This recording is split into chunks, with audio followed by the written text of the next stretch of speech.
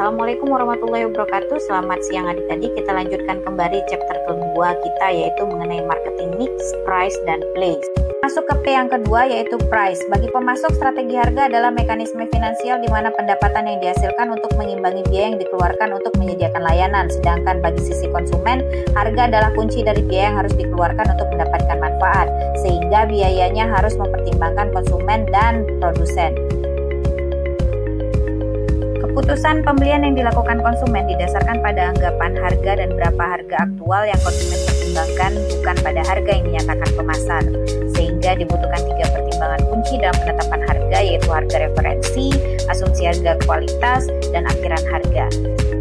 Terdapat 3 dasar penetapan harga, yaitu penetapan harga berdasarkan nilai, penetapan harga berdasarkan biaya, dan penetapan harga dengan pertimbangan internal dan eksternal lainnya yang mempengaruhi keputusan harga. Penetapan harga berdasarkan nilai itu berdasarkan persepsi konsumen atau pembeli. Penetapan harga berdasarkan biaya itu berdasarkan biaya produksi, distribusi, dan penjualan produk. Sekarang kita masuk ke marketing mix yang ketiga, yaitu place. Place atau lokasi menyangkut aktivitas perusahaan untuk membuat suatu produk tersedia bagi target konsumen. Sebagian besar produsen tidak menjual barang mereka kepada pengguna akhir secara langsung, tapi menggunakan saluran perantara.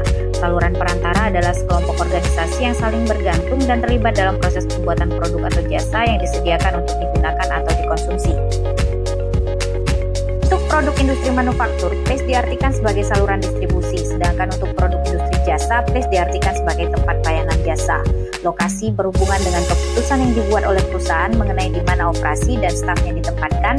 Yang paling penting dari lokasi adalah tipe dan tingkat interaksi yang terlibat. Saluran distribusi tidak bersifat statis dan sistem saluran baru terus berkembang. Sistem saluran tersebut dapat vertikal, horizontal, dan multi saluran. Mari kita lihat satu persatu dari sistem saluran pemasaran ini. Sistem pemasaran yang pertama adalah sistem pemasaran vertikal, meliputi produsen, pedagang grosir, dan pengecer yang bertindak sebagai satu sistem terpadu. Salah satu anggota saluran, yaitu sang kapten saluran, memiliki anggota lainnya atau mewaralabakan mereka atau mempunyai kekuatan yang begitu besar sehingga mereka semua bekerja sama. Sistem pemasaran yang kedua yaitu sistem pemasaran horizontal, yaitu penyatuan sumber daya atau program oleh 2 atau lebih perusahaan yang tidak berhubungan untuk mengeksploitasi peluang pemasaran yang muncul. Sistem pemasaran yang ketiga yaitu multi saluran, terjadi ketika sebuah perusahaan menggunakan 2 atau lebih saluran pemasaran untuk menjangkau 1 atau lebih segmen pelanggan.